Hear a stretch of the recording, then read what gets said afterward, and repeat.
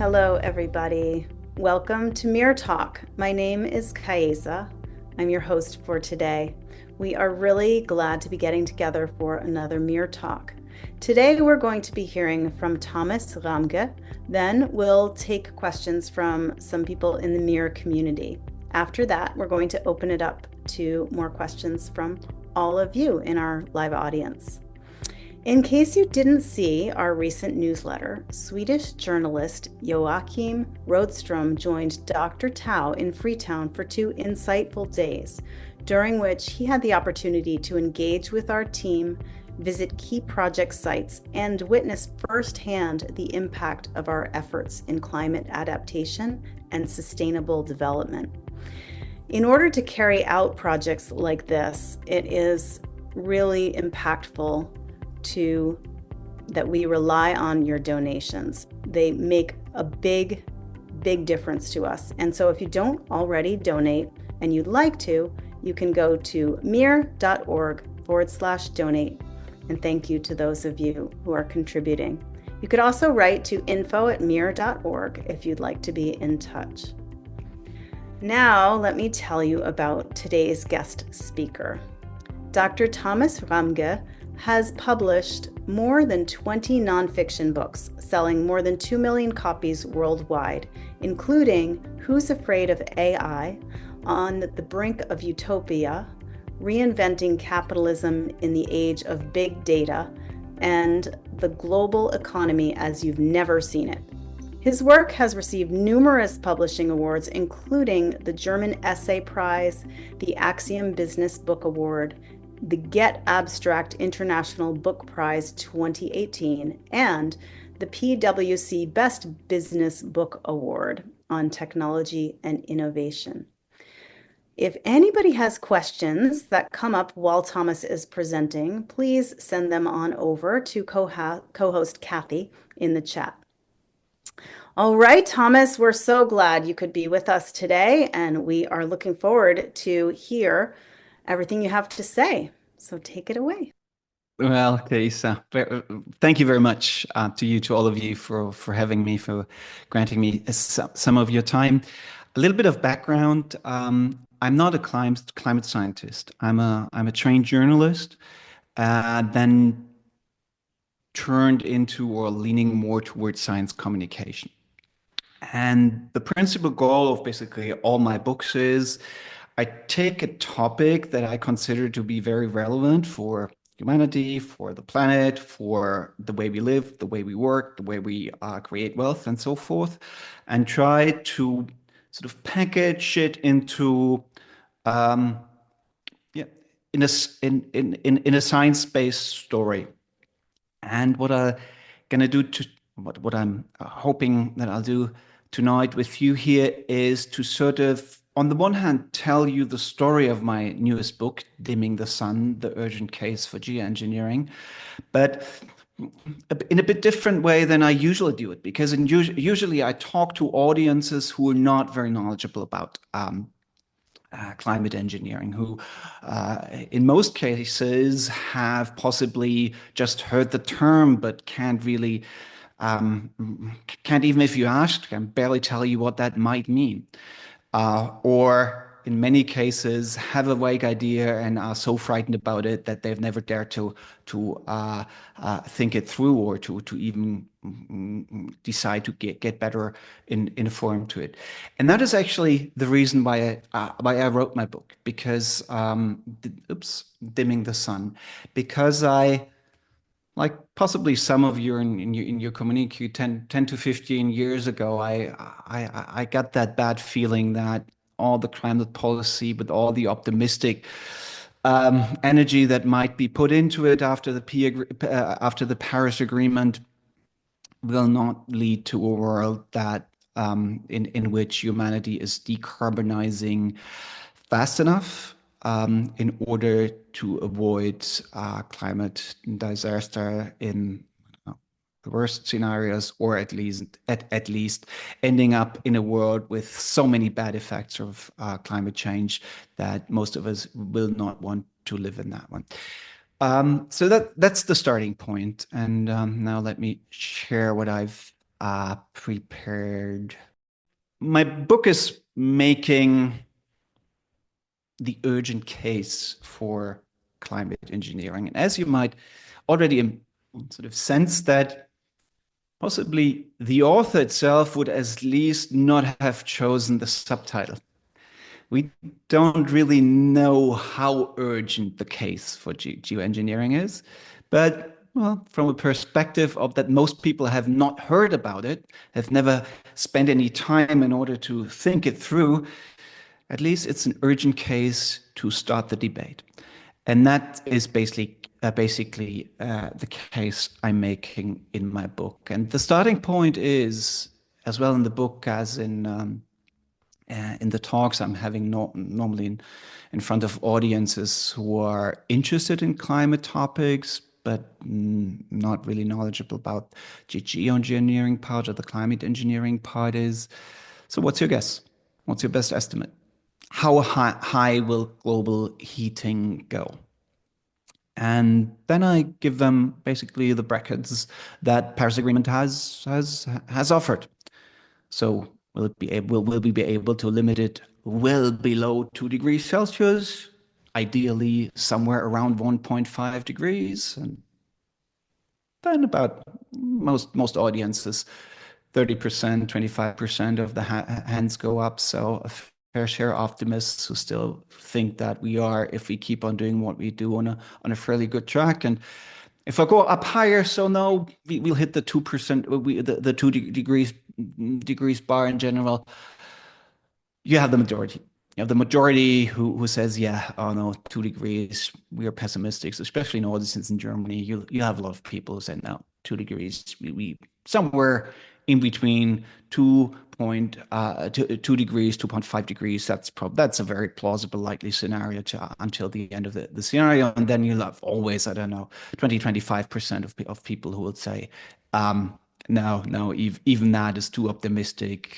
2.7, 3 degrees, or whatever will happen when we reach tipping points and so forth. And you have a quarter of the audience in general who raise their hands. And what I do then is obviously do what most of you probably have already seen, is confront them. Then, well, you're pretty aligned with what the climate scientists or the people at the IPCC are thinking when they are not talking openly, but when they are asked anonymously what their best estimates are, what they are expecting from the trajectory we are on. And from now on, I can always say, well, there's a very, very good talk you'll find on the MEER channel by a very, very interesting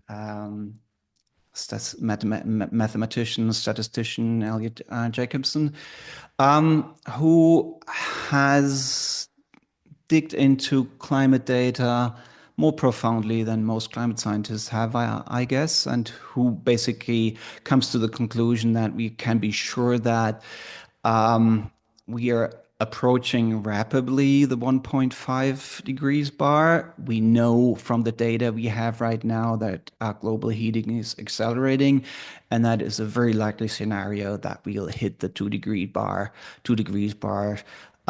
or even more in the late 30s. So that is 10 to 15 years from now. Well, I, in general, also share the estimates of the Climate Action Tracker, basically sharing sort of the scenarios who are quite plausible, just in case that all the actions and policy that are promised under the Paris Agreement right now, under the Paris process, are kept. We know that this is not very likely, or to be more precise, we already see with the US climate policy, in particular right now, that these promises are not kept, but that the current US government has decided to drill, baby, drill. So that even that might be so stay below 3 degrees Celsius and at the end of the century is a rather optimistic and not definitely not not a pessimistic scenario in a statistical way. Obviously, it is pessimistic in the sense that even if we end up with 2.5 degrees plus, I mean 2 degrees crust, everybody who has a serious knack on climate science that knows that we'll have to deal, or humanity has to deal, will have to deal with much more heat waves, with much floods, with much more wet bulb temperatures, resulting in all the negative and threatening effects we already know from today, from the climate change we've seen so far, with a rising number of people dying within these extreme weather events, but also the second order effects we're going to see. So migration accelerated due to climate change from the global south to the global north. But not only that, obviously you'll have a lot of inner migration within the global south from regions that are more hit towards large cities, with all the very difficult social consequences this will have. And as if all that would not be enough, in general, in order to set up the stage for what is solar geoengineering, I remember people that there is a thing called, or there are several things called, climate tipping points. We cannot be too sure when they kick in. Big part of the problem is that we might even not realize that we are already in or have already triggered a climate tipping point, which doesn't make things easier to calculate. But I mean, one thing is very, very easy to calculate or to measure, and that is the trend of global CO2 emissions yearly. We don't know when we might indeed at some point reach peak oil, but it is very unlikely that this will happen from what we see right now within the next few years. And it would be very unlikely that we'll see, even if we reach peak oil or peak fossil, peak carbon emissions within the next, whatever, 5 to 10 years, that we'll then see a very steep decline, but rather very likely a plateau of humanity, putting once again, or for quite a while, a significant amount, or more than today, amount of CO2 year by year into the atmosphere, which might end up to a very simple question. Are we screwed? And if you look at the figures that I've presented, yeah, very likely. Or might solar geoengineering be a solution? Obviously, in an audience like yours, I would not have to go into the details. What is solar geoengineering? I find in the audience I talk to explain what it is through the mechanisms of volcanoes is very helpful. And I also always cite Mount Pinatubo and in 91, and that the global average temperatures in the year 92 fell by around 1.2 degrees Celsius. And then I explain, obviously, how this white layer of aerosol comes into the stratosphere and how it reflects the sun. And then I always say, you remember I just said, is that a solution? No, it's not. To sort of get the complicated message across that is, I mean, attached to solar geoengineering, to me, that's what I mean. I mean, from a storytelling point of view, you could sort of put that message later, play that message later in a talk. But to me, it is absolutely crucial to avoid any misunderstandings, to not be put in the wrong corner, to make sure from the very beginning of a talk that I'm not among the technofix um, um, fraction, but that I consider solar geoengineering only as a stopgap solution, only as a method, as a way to gain some time um, before to, to gain some time in order to foster decarbonization before then transitioning into the post-fossil aims. So basically making sure that everybody understands from the very beginning, this is something that will not sort of bring bring us relief, will not in the long run, that this is something that is only, and there's the metaphor I often use, and which I'm very interested in how you sort of react to it, or if you find it too drastic. I often use in my book and in my talks, I use the metaphor of solar geoengineering is basically a methadone program for carbon junkies. It's something that sort of helps you to get away from it in the long run, no more, no less, and to sort of substantiate that um, and that message. Then I go into a slide that obviously all of you have seen many times. So the napkin diagram of geoengineering, which is, after all, once again, I think a very good visual to help people to understand this stopgap gaming time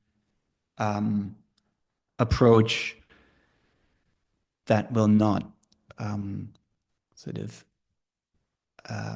hopefully bring anyone to the idea that it would be a good excuse or permission structure to not cut emissions as aggressively as we ever can.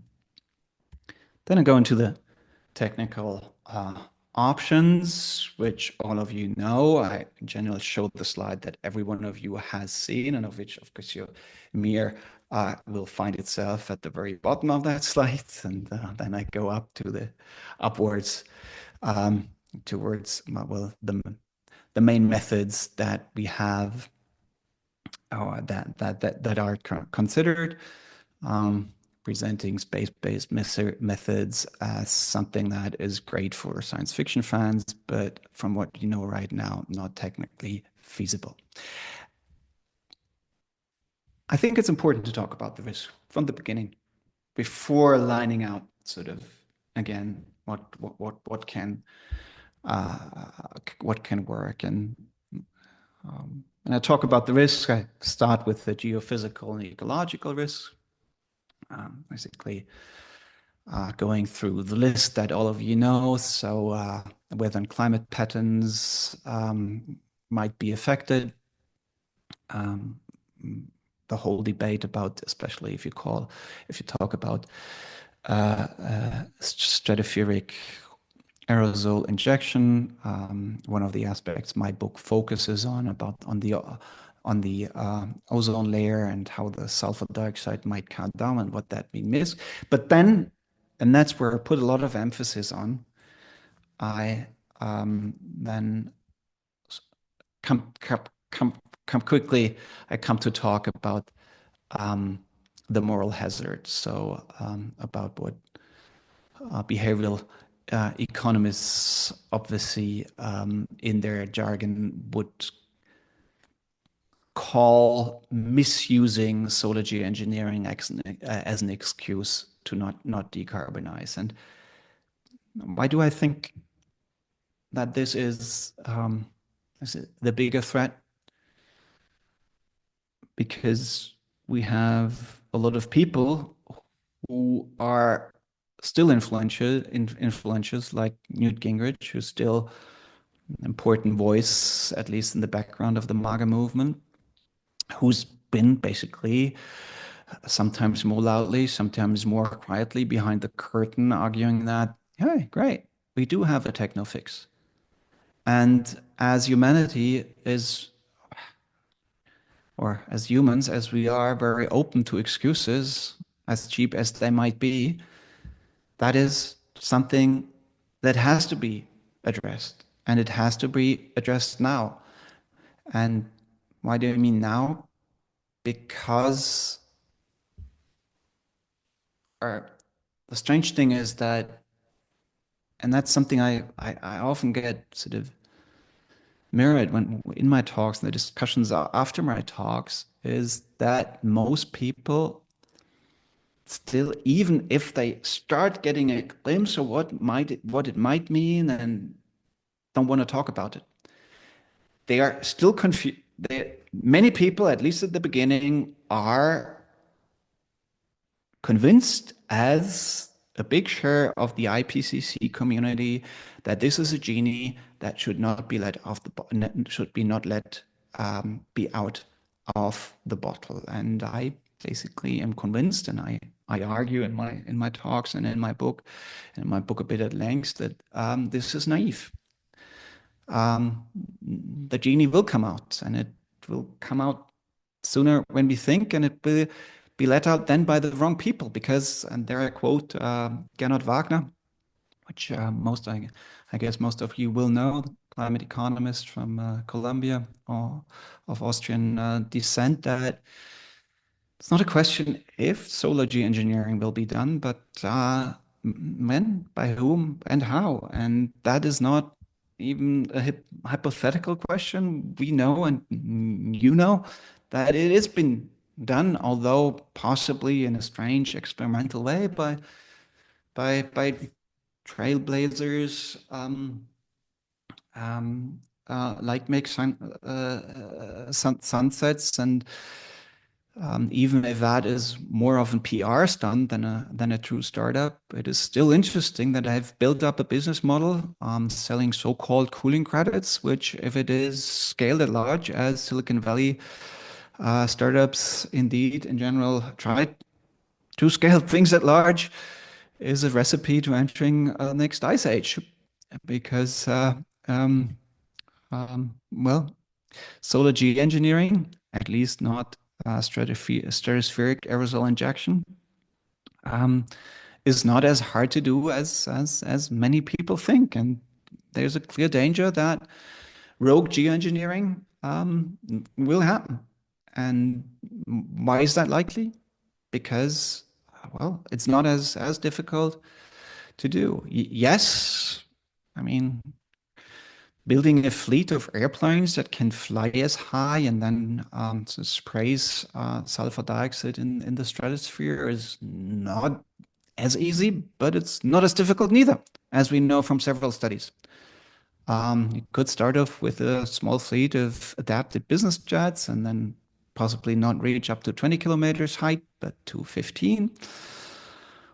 And it's obvious that a small coalition of, say, sub-Saharan states in Africa could do it at some point, or emerging powers like Saudi Arabia or India could do it. Or, very obviously, I mean, ultra rich individuals could do it as well. I mean, and the name that has been most often cited in that context, becoming a green finger, so the sort of a villain who is trying to do good to humanity by cooling down the thermostat of the earth, that this individual might be Bill Gates. Well, we all know that Bill Gates is a rather law-abiding, rational philanthropist. Might not all agree with all of his approaches, but I mean, there's another person that might be more apt to leaning to that sort of things. And basically, the true question is, I mean, should we leave solar geoengineering, possibly rogue geoengineering, to people with a lot of rockets under their belt, but which have a clearly narcissist psychological profile? Or should we finally enter into a phase in which basically solar geoengineering is submitted to research.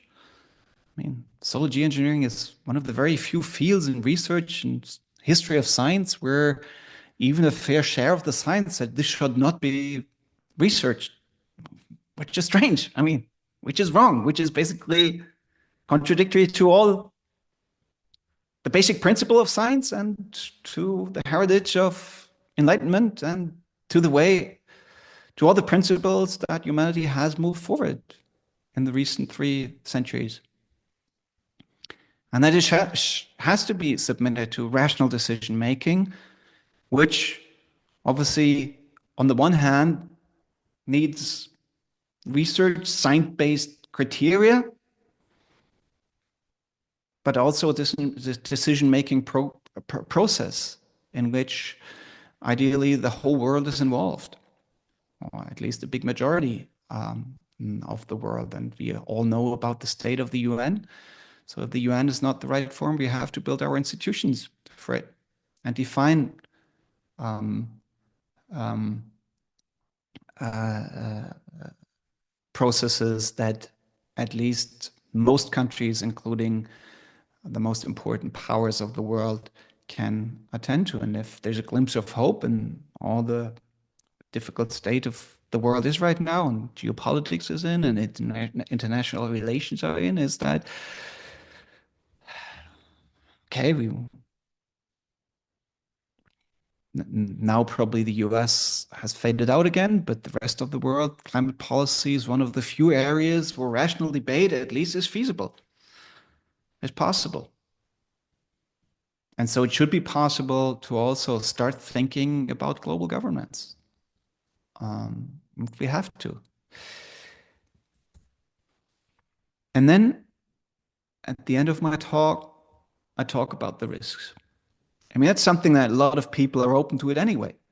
Because if they've heard about social engineering, probably the thing they've sort of heard most intensely about it is that the monsoons will fail. And I said, yeah, I mean, we have to do some research. From what we know right now in climate modeling we do, which have to become better, it doesn't seem likely that solar geoengineering is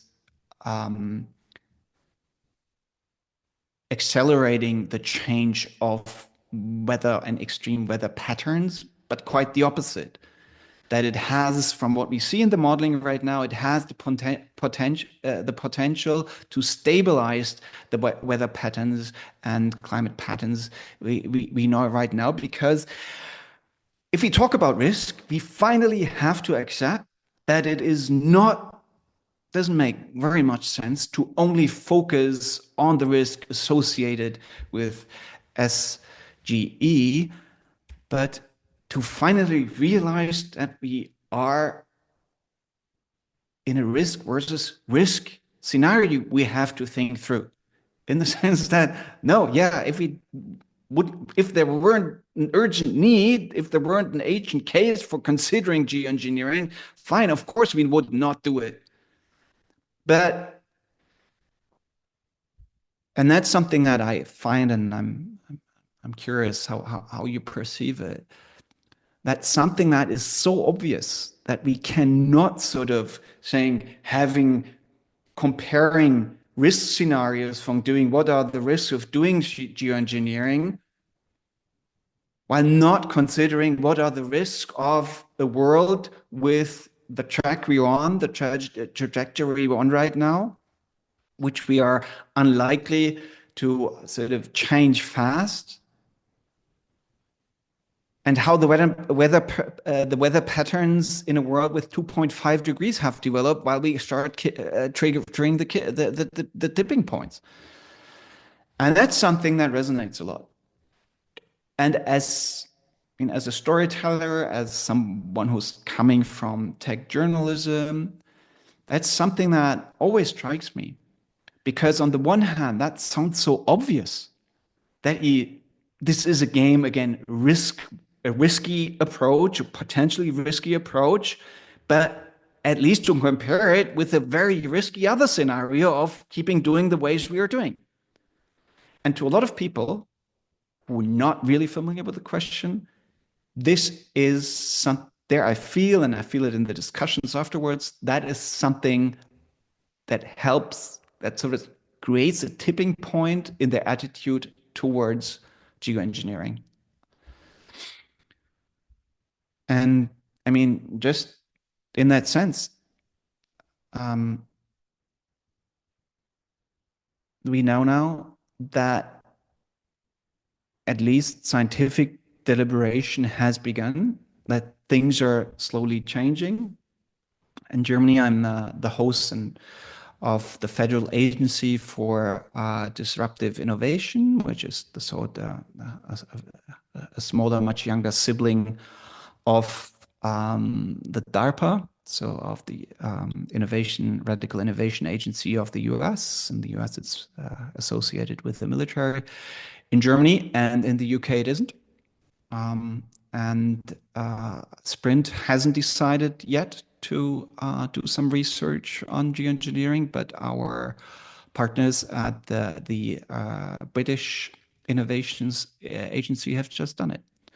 So things are changing, and that's a good news. It's good news because if you look at it very, very unemotionally, very rationally, it is very likely that this old saying that I guess every one of you in this audience have already heard, but nobody outside the geoengineer community has ever heard, it is very obvious that this good old saying might become true sooner than we think or than we hope. And at that point, I thank my audience and I thank you very much.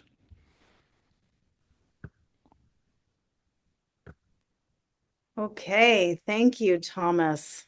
Really, really excellent points you've made. And we have a couple of people from the community now who would like to come on and ask a few questions.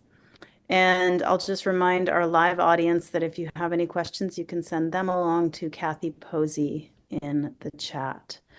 So we're going to hear from Jonathan Cole. Jonathan Cole is a physicist and climate innovator from Northern California and has been designing and prototyping reflective solutions for global cooling since 2014. With a second passion for creating compelling visuals, he develops websites and infographics for climate cooling solutions. Thanks for being with us, Jonathan. Thank you. Oh, great presentation. I don't know if I would change a thing about it. And I wish everyone on Earth could see that presentation. This is exactly what we need. Thank you so much. Anything I can do to help, I'll certainly buy the book and share your videos and stuff. We rarely apply the idea of moral hazard as an argument anywhere in life. Like, we wouldn't say that seatbelts cause us to drive more recklessly, and we wouldn't say that the presence of cancer treatment centers encourages us to smoke more. It would just be seen as a ridiculous argument. Do you think that the use of the moral argument in the geoengineering field is a political construct, like a clever marketing tool, or do you think it's actually a rational and powerful philosophical position? I'm afraid it's mainly a lobby-driven argument. So there is no lobby that sort of tries to keep cancer in the world. Possibly there's one, but not very likely. But there's a very strong lobby that wants to keep drilling, and so at least you have an important group that is sort of pushing out the argument, and you have and the argument of you don't have to decarbonize or you get much more time to decarbonize basically is more sort of, yeah, is an attractive argument. So you're right. In principle, it might not be different to other contexts, but it just in the context we're having it, by so many people who are not willing to pay the price for decarbonization, it is a so welcome argument that it really hits. So obviously, in a logical sense, it's obvious it can't be. If we gain time, we have to make use of that time. That is the only rational argument can make in that context. But as open as people are, as we as humans are, towards anything that helps us to not do difficult choices and not address difficult changes, I guess that's the reason why the argument here sort of gets so much attention. And the mean thing about it is the attention is not even explicit, it's only implicit, I guess. So you don't have to be very the whole debate basically right now on the moral hazard is something that happens behind the curtain. Right? So that we don't talk about the IPCC, we don't talk about it. And as long as we don't talk about it, at least the oil and fossil industry cannot sort of make the argument is now we have an excuse. But I guess both sides are playing the wrong game here. Thank you. And second one, just as humans seem to be picking the easy path forward by doing only small and easy slowdowns of fossil fuel energy use in their own lives and also the companies they work for, could the selection of SAI, stratospheric aerosol injection, as a tens of billions of dollar cost solution that is the cheapest compared to some of the others, could the selection of SAI over the more expensive and demonstratively better solution, ground-based reflective technology, be just another example of us making a poor choice based on the going the easy way?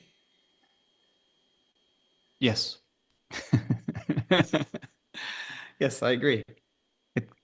It could. And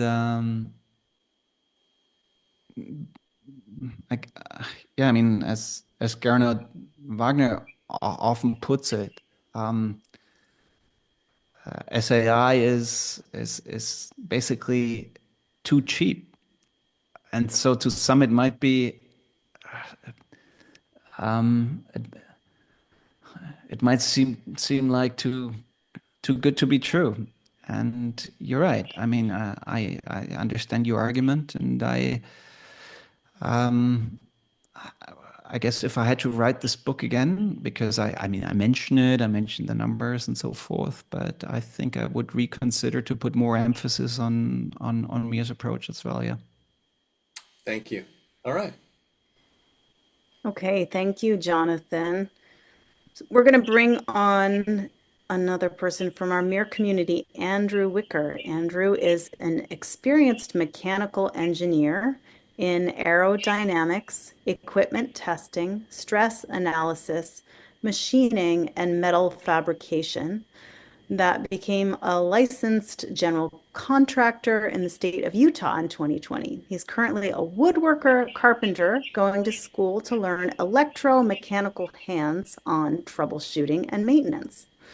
Andrew helps with the practical deployment of MEER projects in Freetown and India, and we're so grateful that you do. So yeah, Andrew, you can unmute and go ahead. The problem I think that we have is that the scientists and, like, I don't know about other countries, but in America, we'll say the Democrats, the Liberal Party, tends to have these sort of in-depth conversations that are very nuanced.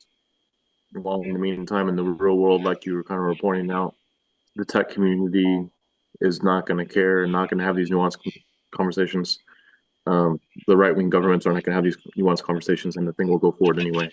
And so I think it's kind of I don't know how to state it into a question, but I think in general, like, how do we relate maybe what I would just call maybe overall capitalism to the problem versus a scientific solution, I guess. I don't know how to put that per se into a question, but that's kind of my perception. Well, I mean, I guess that relates to the question is what kind of,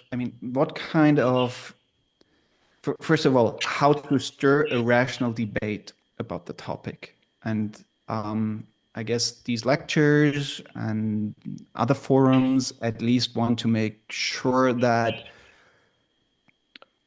the biggest share of people's societies, even people who are interested in climate change, get a better understanding of what climate engineering, whatever method you would use, and I definitely accept Jonathan's point that sort of albedo enhancement is definitely underrated, but so might be SAI or the other methods.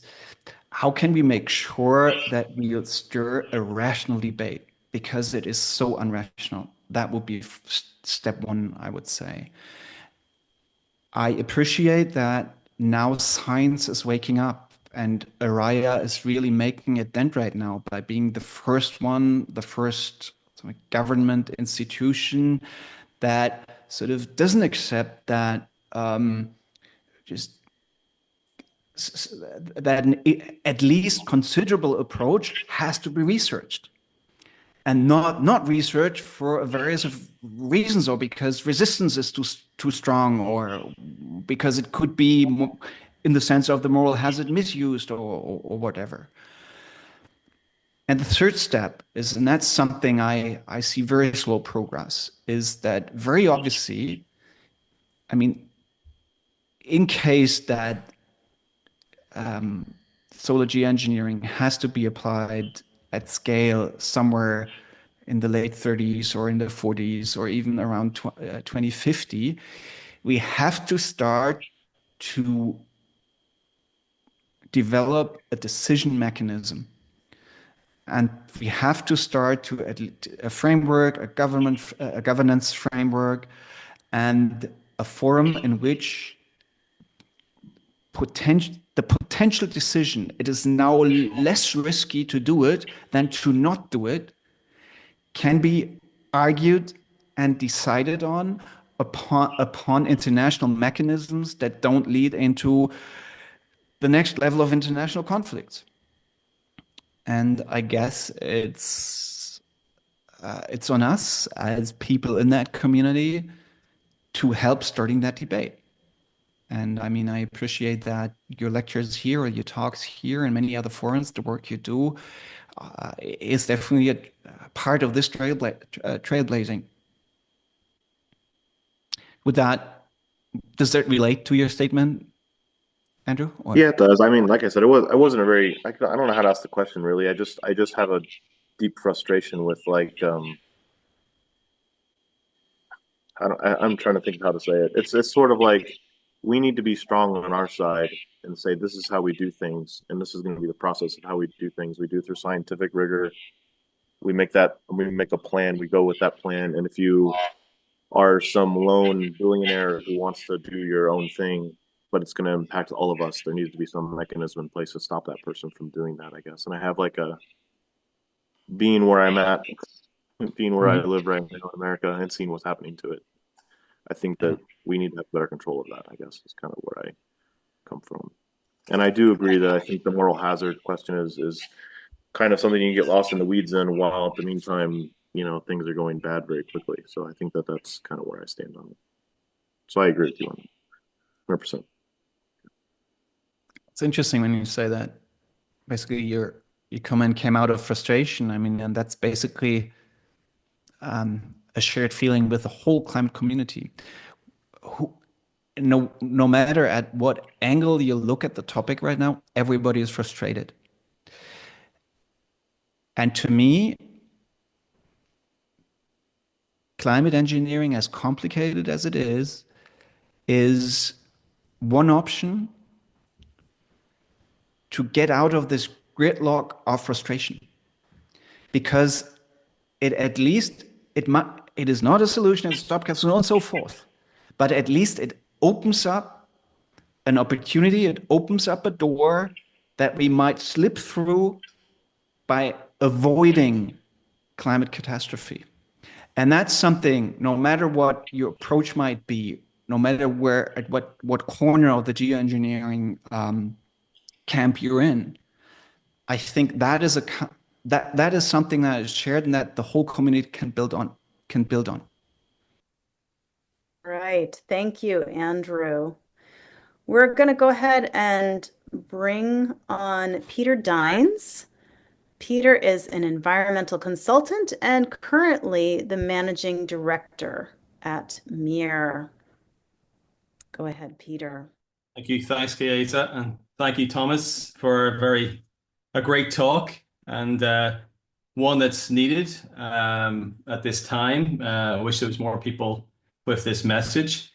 The one thing I would change, I know Jonathan Cole said he wouldn't change anything about it, but I would change one thing when I'm educating the general public about geoengineering, is that what they need to understand is that we have been geoengineering the planet for a long time now, especially in the last 30 or 40 years with aerosols ramping up. They might not be in the stratosphere, but they're having a huge impact on temperatures.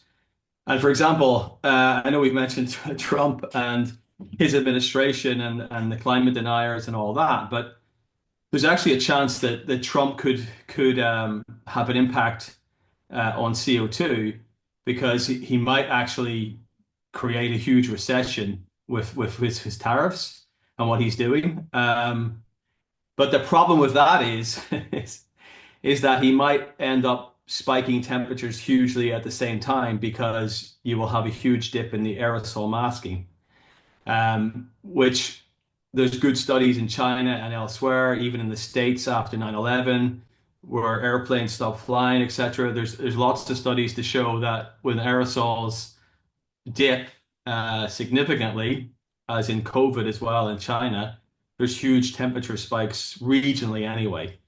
Globally, we don't quite know yet. We don't quite understand that, but it's a huge factor, the masking effect as well, that people just don't understand. That it's just, let's just, decarbonize as quickly as we can and stop emitting CO2 as quickly as we can, which obviously we all know we have to do. But at the same time, there's another huge lever there in terms of masking effect, which we at MEER are obviously trying to counter at the same time as you bring it down. So it's not like it's the moral hazard. It's necessary in terms of we've already built in this paradox. But anyway, I just wanted my question to you is about the governance, really, because I know you said rogue actors, or if it gets too hot in India and places like that. I don't think SAI at scale it could be necessary. It's possible, just it's not feasible at this point from an engineering point of view.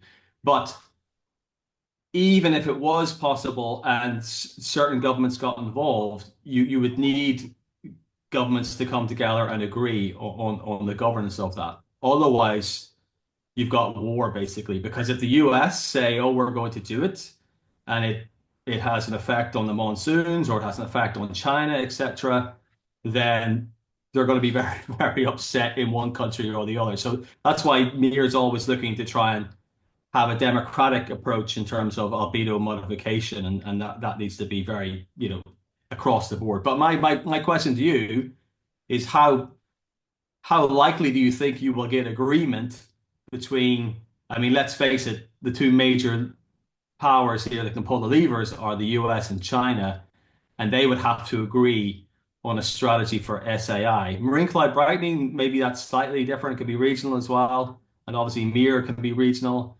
But if you're going to go SAI, you're not just going to put it in the sky over India and it's going to stay there.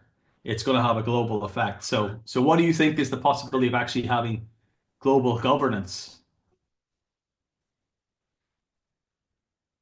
Because most of the behavioral scientists I've talked about for the research of my book here would say that the most likely scenario is not that the global community will sort of find approach and, I don't know, all major powers in the UN Security Council agree on it, but that rather a coalition of state will go forward and will say, we're going to do it right now. What do you want to do about it? And then that this will be the tipping point where the UN might be able to come to the conclusion, especially if the research back then and the model by then and the modeling by then is much better, that they might be able to reach an agreement. But obviously, this is very hard to tell how likely this is in the year 2050. But that doesn't necessarily mean that it doesn't happen. So if you have one force going for it, hardly going for it, and that's a scenario I just describe in my book, possibly you'll then have this effect of, okay, it's either we find a consensus, or I don't know, India and Saudi Arabia and whoever will gonna do it. And possibly, I don't know, China or the US could shoot down the airplanes then, if you do it with a fleet of helium balloons, which is technically feasible. And Peter, you said it's not feasible technically right now. You'd have a lot of people in the field of SAI who would not consent with you. I mean, not right now, but within 5 years or so. So if you put the engineering effort into it, then you might see dynamics that neither you nor me nor anyone else can right now predict. And I mean, you have this,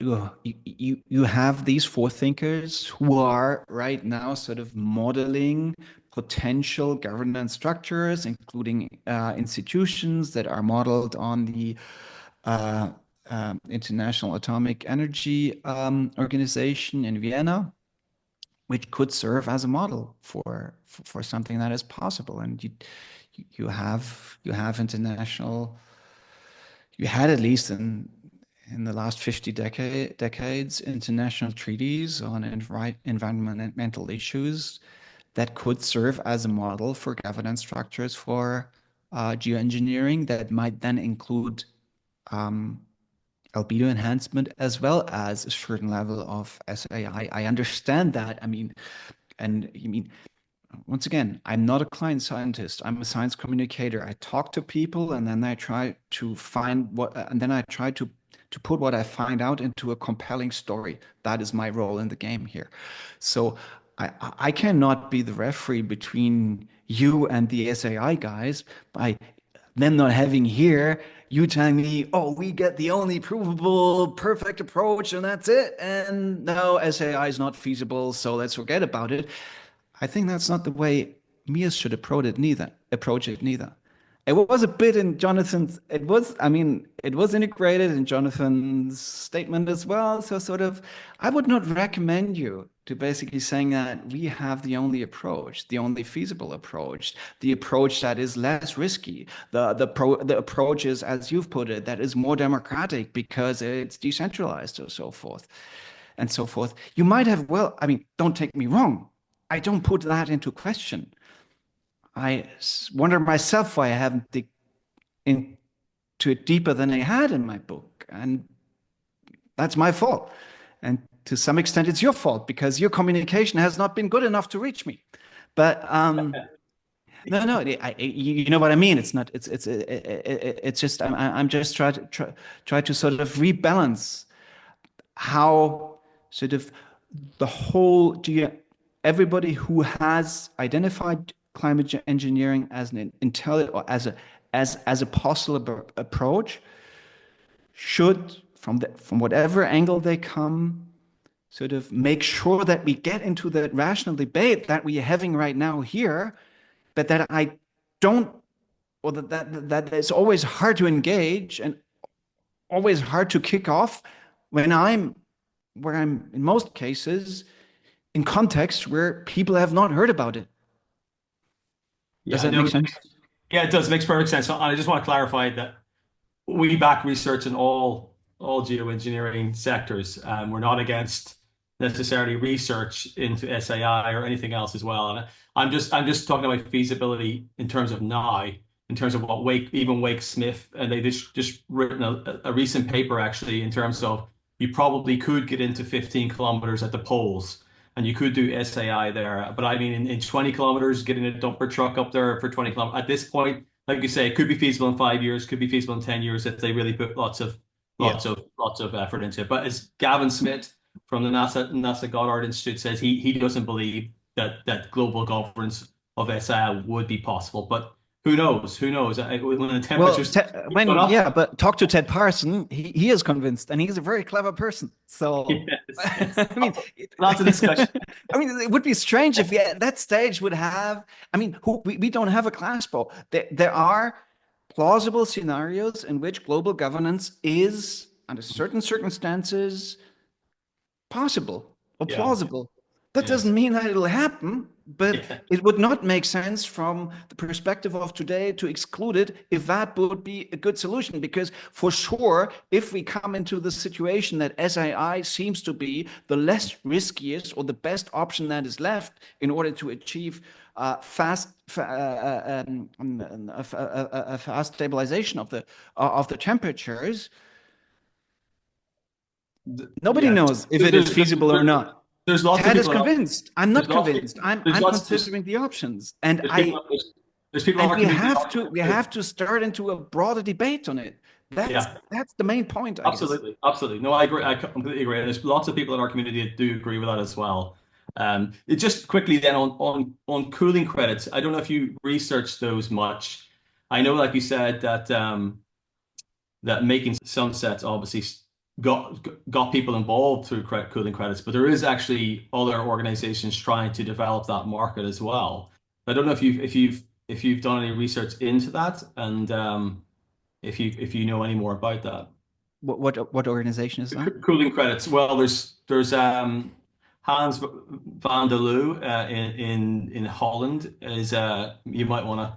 I'll send you details of him and the group that is trying to develop that. But basically, there's people trying to model that, and MEER is part of that as well in terms of how you actually quantify albedo. Anyway, we're doing it from an albedo point of view, but yeah, from a albedo point of view, that can make sense. But yeah.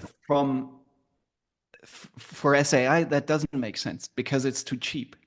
I mean, you can't sell much then. So, and it's not a question of money to do it if you want to do it, as Gernot and as all the others basically can easily prove, because may it be not 20 but 30 billion a year. That's obviously nothing in comparison to the cost of floods and extreme weather events. Okay, I'll leave it there. I'll wait to see the technical feasibility in the next 5 years of SII. I'll leave it there, Kate. So thank you, Thomas. Thank you, Peter. So we have a couple of questions that have come in from the audience, and we have a question from Tony. If the latitude where solar geoengineering is conducted affects the geographical distribution of benefits and harms, how should it be implemented and coordinated? And so you were talking a little bit about global governance, and I think that, speaks to it, but maybe anything else on that? Well, I mean, what most people will claim, or most technicians will claim, or the best place to emit SAI would be at the equator, just as Pinatubo, because that would basically ensure that the aerosols would spread around the globe really fast from the equator through the streams in the stratosphere to the south and to the North Pole, and through the rotation of the Earth along the latitudes. So that is what most people would say. If you sort of had to do it right now, from what you know right now, you basically emit it at the height of the equator. Another option would be obviously to just rather cool the poles in the season they have. So in order to try to at least slow down the melting of the ice caps at the poles, you could also, I know, yeah, also emit uh, the sulfur dioxide or other um, um, precursor molecules rather at the poles among 15 degrees longitudes north and south, and then the white veil would rather stay um, at the north or at the south pole. So that would be feasible, but that would not obviously solve all the decision-making problems we've already started to discuss, because who would decide on that? Right. Okay, thank you. Kathy liked your point about risk versus risk, the risk that we're not really talking about as much or it's not as present. Can you elaborate on how you emphasize the risk of inaction compared to the risk of solar geoengineering to a general audience when you're speaking to people who, are not very well versed in this subject? Mm-hmm. I'll do what I've done in the second chapter of my book. I sort of paint out a plausible scenario of a world with 2.5 degrees or 3 degrees plus, and all the effects. That makes most people who don't have any understanding what that means, sort of what a wet bulb temperature is, sort of, and that has to be, from what we know right now, you have to paint a plausible scenario, and if it's plausible, it is quite a horror scenario, as we know. And building up on that, then you say, okay, but that even doesn't factor in the tipping points. Right. So, and then Yeah. in general, you have so in my, I'm not sure if I answered the question correct, but from a storyteller's point of view or from the communicative angle at the topic, the problem is not to make the horror scenarios sound plausible just because they are. And there you would assume that in Germany that is particularly easy with the pessimistic mindset that is deeply rooted in our culture. But in my understanding, and I'm having talks talks in Switzerland, in France, in the UK, just online, that works everywhere. So people understand what it means if they accept that we are sort of working towards that world, then they understand how big the consequences might be. And so working back from there, they understand why it is an urgent case. Right. Okay, here's a question from Herb. What specific SRM promotion or governance mechanisms would you support? For example, what about an international high-level commission like the 1990s Brundtland Commission? Yeah, yeah, I think that's the way forward. Two things were. First of all, just I would hope that more public institutions or national programs like the ARIA now would really kick off the research. And I think as soon as sort of policymakers or people who are rather working on the political and sociological aspects of climate change and so forth would see that sort of the groundwork of science is being done, I think the social sciences and the political sciences, and on top of that, then the political mechanisms um, could also kick in. And most sort of people in that field I've talked to don't think that the IPCC can be a platform anymore because the sort of resistance against it and the ability to accept that the policy they have in this sense, with so much energy and so much sort of hard negotiations put into place are not enough is, I don't know if it's not too much to ask, but it probably won't happen. So most people who are involved in the IPCC um, processes and who are sort of more are leaning towards, yeah, let's explore the geoengineering aspects, are saying, no, this is not the right forum. We have to build new farms. And if that can happen under the roof of the UN, or if it has to start somewhere completely else, I don't know.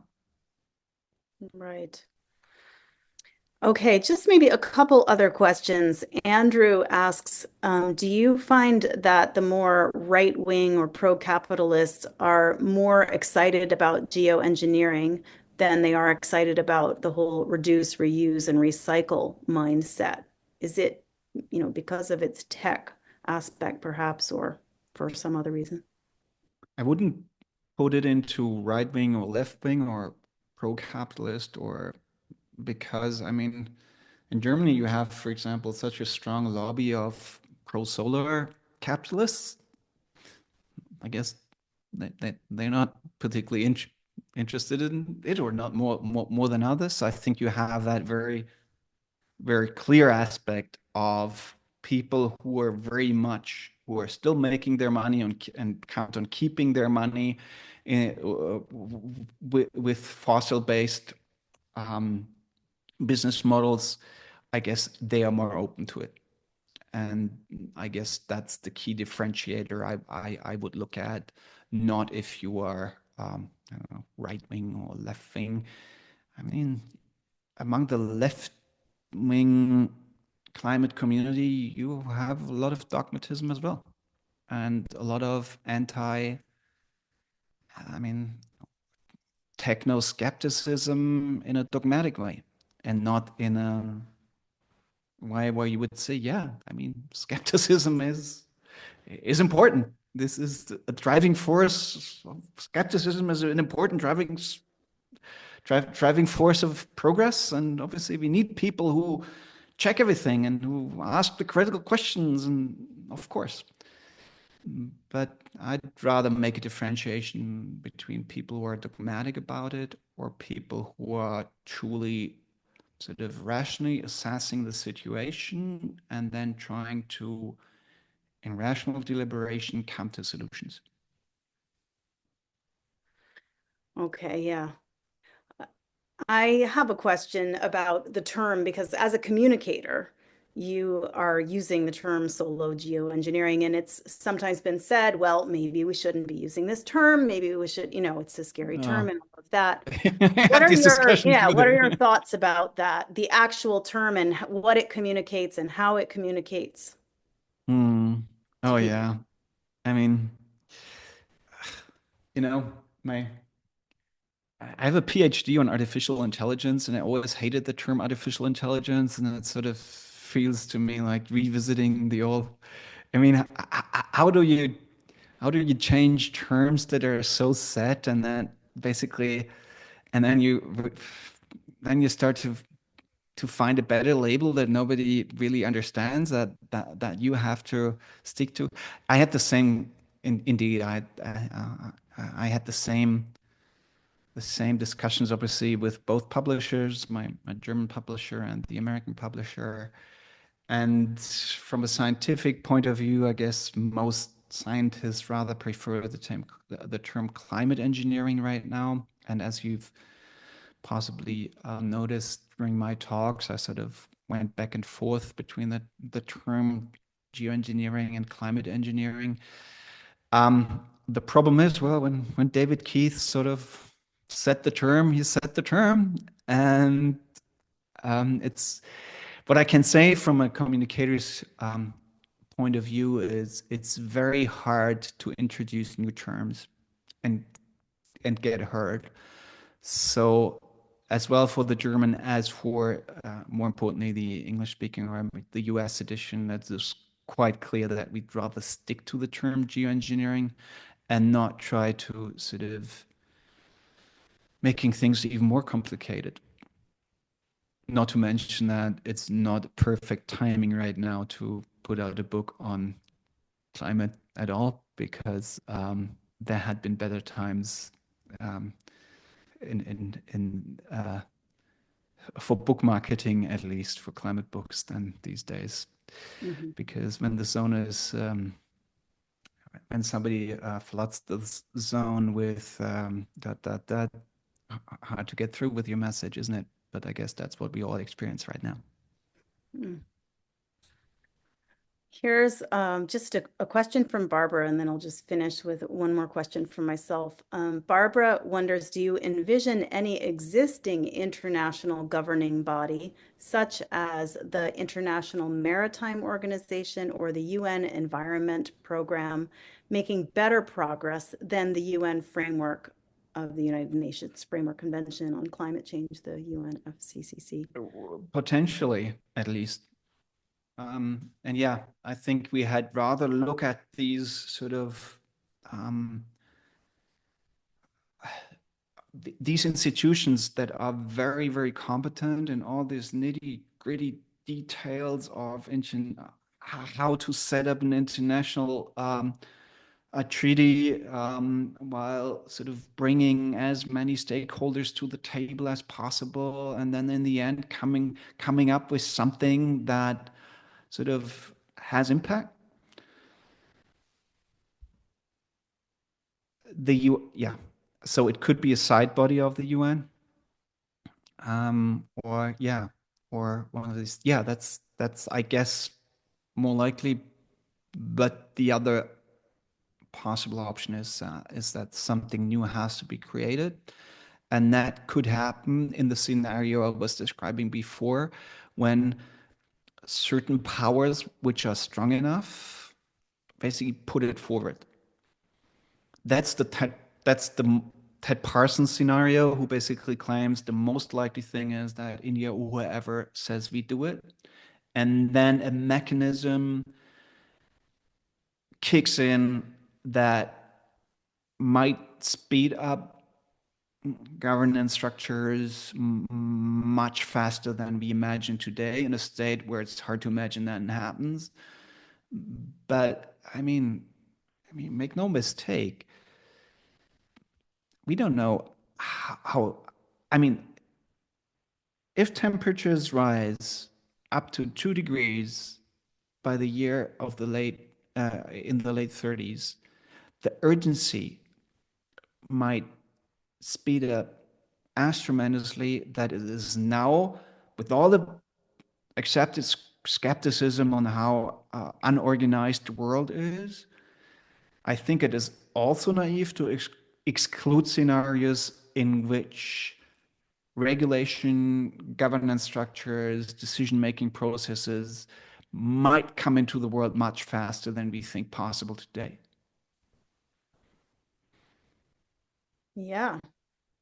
I mean, let's not hope that it comes to that, but at the same time, if that's what it comes, if that gets the action. Well, you've written about various things, obviously artificial intelligence, and we'll just close with this. Is there anything in your writing about this topic that has surprised you, or what is gripping to you about writing about this topic? And yeah.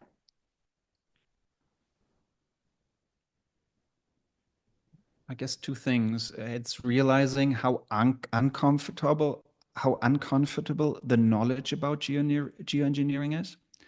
So how irritating it is that the longer you think about it, the clearer it becomes to you that it is urgent. you know. So it's a sort of mirroring. If you start researching about it as a non-climate scientist, most of my work has been in other fields, or basically all of my work has been in other fields. I came to that topic through through my podcast at the Sprint.